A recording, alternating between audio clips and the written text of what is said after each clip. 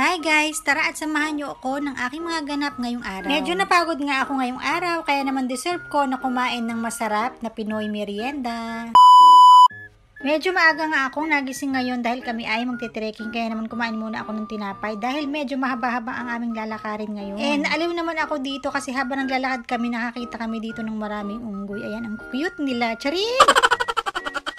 Bali, eto, 30 minutes na kami naglalakad ngayon and dire-diretso ito and walang pahinga, kaya naman nakakapagod talaga. Pero worth it naman, lalo na kapag nadaanan nyo itong spot na to. Sobrang ganda talaga. And yung nakikita nyo na mga puno na yan ay bamboo yan. Kaya naman kahit napagod na ako dito ay enjoy lang. Laban lang. Ginusto ko to, edi paninindigan ko na. Lakad now, sakit ng binti later.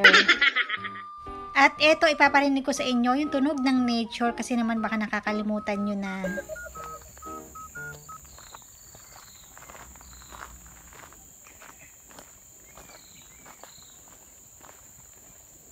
Pag-uwi ko nga dito sa bahay ay kinuha ko na agad itong saging na sabana, nabili ko na nung nakaraan pa. And kinuha ko na rin dito yung aking pinakatatago-tagong lumpiang wrapper. Bali itong saging na ito ay 3 piraso na lang kasi itinapon ko na talaga yung iba dahil overripe na. And buti na lang din talaga ay minatir pang 3 piraso, kaya naman gagawin ko na lang itong turon. Nagsuot na nga rin pala ako dito ng plastic gloves para naman hindi madagtaan yung aking kamay. Bali dahan-dahan lang din yung pagbabalat ko dito sa saging kasi medyo malambot na rin ito para hindi naman ito magkalasog-lasog. Habang ginagawa ko nga ito ay medyo natatakam ako ng konti dahil medyo matagal-tagal na rin nung last nang nakakain ako ng turon. Bali, hiniwa ko lang din pala ito ng katulad ng mga nakikita ko noon sa mga nagtitinda ng turon doon sa kanto nung nasa Pilipinas pa ako. Naghiwa na nga rin pala ako dito ng cheese. Cheddar cheese nga pala yung gamit ko para masarap. Bali, yung nilagay ko dito ay 2 hiwa ng saging at yung cheese naman ay sa gitna ko inilagay. Hindi na nga rin pala ako dito gagamit ng asukal dahil itong saging na ito ay napakatamis naman. At para rin syempre yung ating kakainin ay low carbs na rin dahil nga tayo ay galing sa exercise. Na-realize ko na yung una kong ginawa ay medyo mahaba siya, kaya naman itong pangalawa na ginawa ko ay pinagpantay-pantay ko na lang para medyo